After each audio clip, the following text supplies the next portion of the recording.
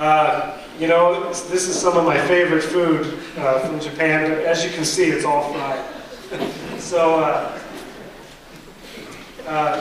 like I said, we have 100% exemption from the Japanese government.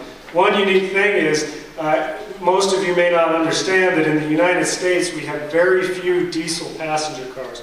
A few Volkswagens and Mercedes is all we get. We don't have the many different models that you have here. We have our big pickup trucks, but for families, there's a real lack of mid-size passenger cars.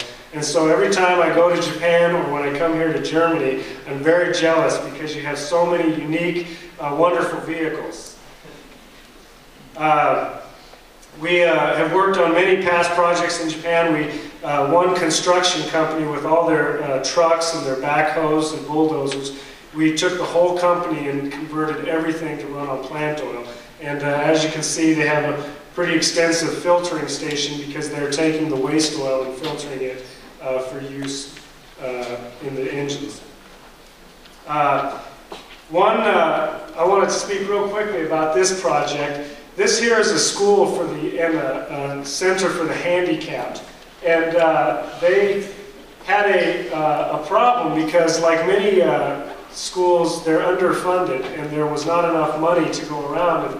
And they have several buses and vehicles that take the handicapped children and adults to different places, and it was very expensive for them to run these vehicles. So they started to work with biodiesel, but on the island of Hokkaido in Japan, it gets very cold, and they had problems with the biodiesel gelling. And so my colleague and I, we went in and we presented our heated fuel system idea to them, and we were able to convert all of their vehicles.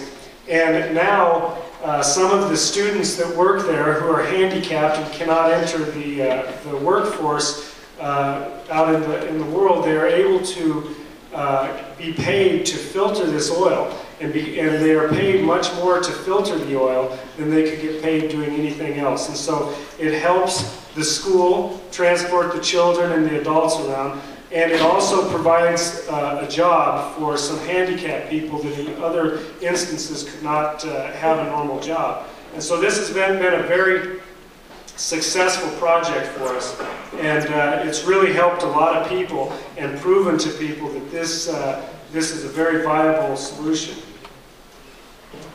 Here's some more shots of the school. All right, in closing, you know, I get asked a lot, do I think that plant oils is the one solution for this world? And the answer is I do not think it's the one solution, it's a solution. Our energy consumption is so great that we are going to have to come up with many unique ideas.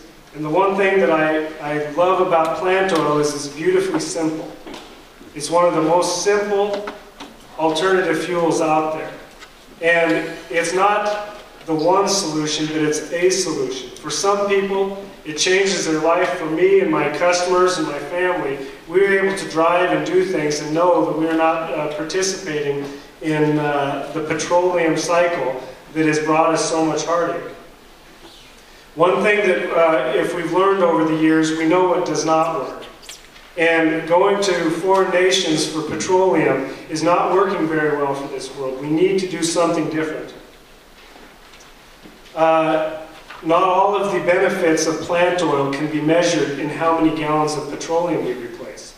I think this is something very important for us to remember, because sometimes we look at the task in front of us and it seems too great. We're just a few people that understand this technology and understand the potential.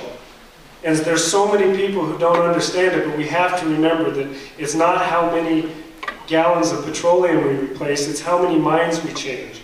It's how many people understand that there's a different way. This way may not be the answer for everything, but if we get people thinking in a different direction, some other person somewhere in the world will come up with another idea to conserve energy. And this is what's important about this. I was once told that if your life's work is something that can be solved in this lifetime, then it's not worth working on. You know, this problem of energy consumption has taken us over 100 years to get into this situation. I hope it doesn't take 100 years to get out, but we have to start working on it right now. You know, everybody is familiar with the quote from Rudolf Diesel that says the use of vegetable oil for engine fuels may seem insignificant today, but such oils may become in course of time as important as petroleum and coal tar products of the present time. He said that in 1911. It's taken a long time, over a century, for Mr. Diesel's vision to gain momentum.